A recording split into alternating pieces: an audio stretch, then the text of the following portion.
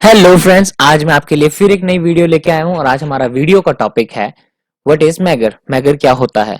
आज हम जानेंगे कि मैगर क्या होता है और इलेक्ट्रिकल इंजीनियरिंग में इसका कितनी इंपॉर्टेंस है, क्या इसका महत्व होता है हमारे पास। चलिए शुरू करते हैं हम।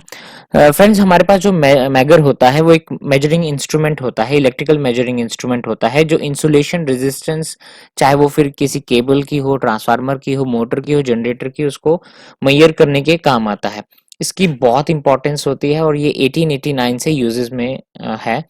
और फ्रेंड्स, हमारे पास ये दो तरह के होते हैं, एनालॉग होता है और डिजिटल होता है। एनालॉग अब इन दिनों बहुत कम यूज होता है क्योंकि एनालॉग में एक्चुअली ह्यूमन एरर ज्यादा आ जाते हैं। क्योंकि एनालॉग जो होता है, मैं आपको एक वीडियो में सेपरेट वीडियो बनाऊंगा जिसमें मैं आपको डिजिटल और एनालॉग दोनों को इस्तेमाल करके दिखाऊंगा, तब आप अच्छी तरह से समझ पाएंगे कि क्यों एनालॉग में ज्यादा ह्यूमन एरर आ जाता है, उसमें इतनी एक्यूरेसी नहीं आ पाती है। तो हमारे पास जो डिजिटल होता है वो बहुत एक्यूरेट होता है। उसमें हम आराम से तीन तरह के की वो कैलिब्रेट करके हमारे पास हमें एक बार सेटअप लगाना होता है और वो तीन हमारे पास जो जितनी भी रीडिंग हमें चाहिए होती हैं वो रीडिंग हमें दे देता है। और उसको हम बाद में हम उसको स्टोर करके भी रख सकते हैं उस रीडिंग को। तो काफ़ी सारे फायदे होते हैं डिजिटल मैगर को इस्तेमाल करने के। तो हमारे पास बहुत सारी कंपनियां जैसे फ्लूक वगैरह हैं जिनके डिजिटल इंस्ट्रूमेंट्स आते हैं।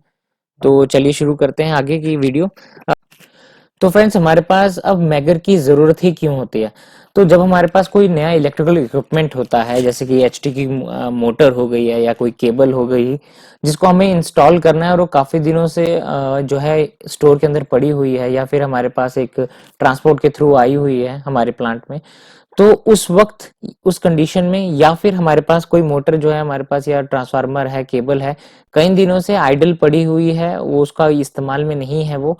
तो क्या होता है कि किसी भी इस सूरत हाल में हमारे पास जो इंस्ट्रूमेंट होता है, इक्विपमेंट होता है, वो डस्ट, मॉइस्चर, ह्यूमिडिटी और टेम्परेचर, इन चारों चीज़ों से इफेक्टिव होता है। जब इन चारों का इफेक्ट उसके ऊपर पड़ता है या डस्ट पड़ती है उसके ऊपर, तो हमारे पास उसकी इंसुलेशन पे जो है डैमेज कर सकती है या फिर इंसुलेशन पे फर्क पड़ता है।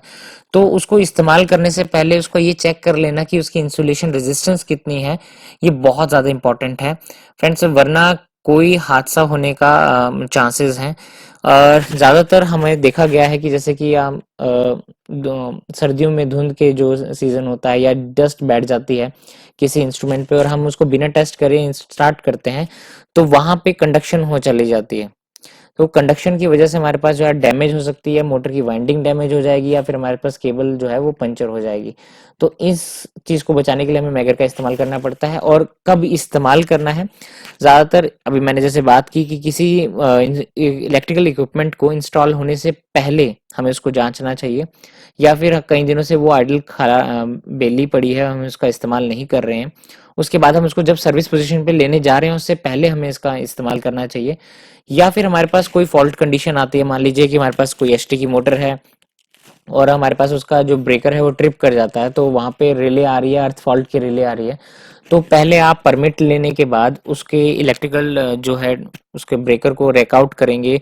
उसके बाद हमारे पास उसका टर्मिनल बॉक्स चेक करना चाहिए हमें सबसे पहले।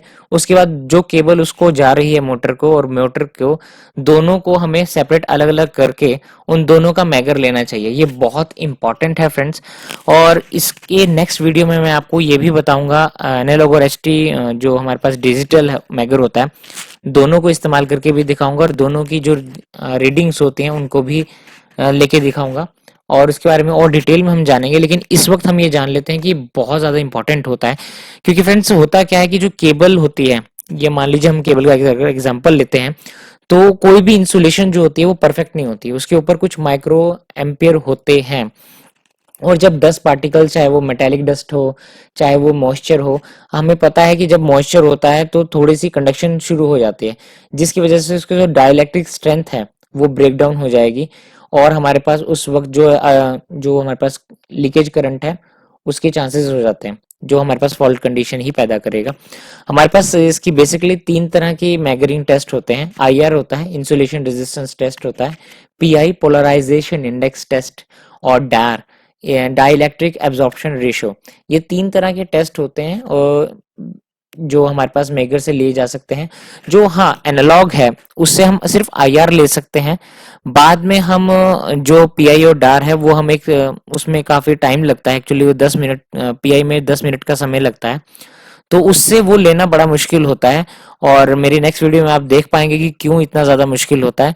तो तब तक के लिए बने रहिए, और आई होप आपको ये वीडियो पसंद आया होगा और आपके लिए बहुत ज़्यादा इंफॉर्मेशन लेके आया होगा ये video. Thank you friends and have a nice day.